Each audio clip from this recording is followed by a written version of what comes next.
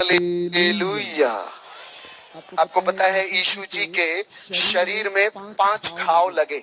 हमारे यहाँ जब हम लोग हवन करते हैं तो हवन के समय 5 श्लोक बोलते हैं। पहला श्लोक बोलते हैं ओम ब्रह्मपुत्राय नमः स्वाहा, जो बाइबल में लिखा है ईश्वर के पुत्र के नाम का स्वाहा। दूसरा श्लोक कहते हैं ओम कन्यासुताय नमः स्वाहा, जो कुंवारी के गर्भ से पैदा हुआ उसके नाम का स्वाहा। ओम वृक्षाशूलारूढ़ाय नमः स्वाहा, जो लकड़ी पे टांग दिया गया उसके नाम का स्वाहा। ओम पंचाकाय नमः स्वाहा, जो 5 घाव अपने ऊपर ले लिए उनके नाम का स्वाहा। और आखिरी श्लोक कहता है हमारे यहाँ पर वैदिक मंत्रों में ओम मृत्युंजयाय नमः स्वाहा, ओम मृत्युंजय, मर के जो जी उठा उसके नाम। ये किसके लिए?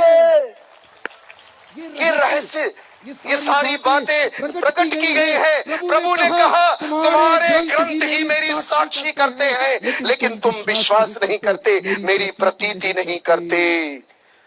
आज से 2000 साल पहले उसका शरीर टूटा, और जब जब ये नारियल टूटता है जाने अनजाने में, ये वही गाथा मंदिर में प्रकट की जाती है, बताई जाती है कि बलिदान हो चुका है तुम्हारे लिए। इसलिए हम आज इस बात की घोषणा करते हैं कि जैसे नारियल टूटता है, नारियल ऊपर से कठोर है, अंदर से मुलायम है।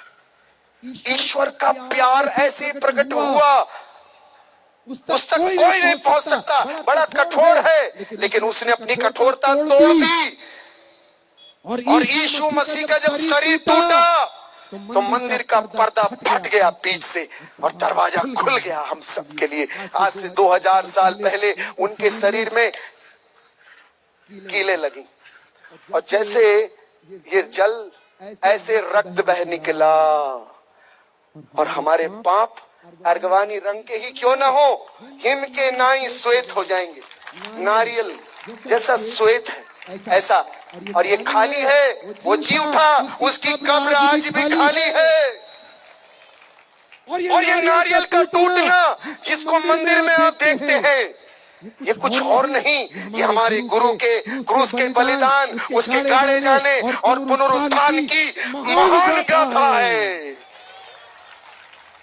जो सारी मानव जाति के लिए प्रकट हुई। इसलिए प्रभु यीशु ने कहा ओ परिश्रांता भाराक्रांतस्य सर्वे मम समीप मायात तेना हम युष्मान विश्रामिष्यामि। हे सब थके बोझ से दबे पापी,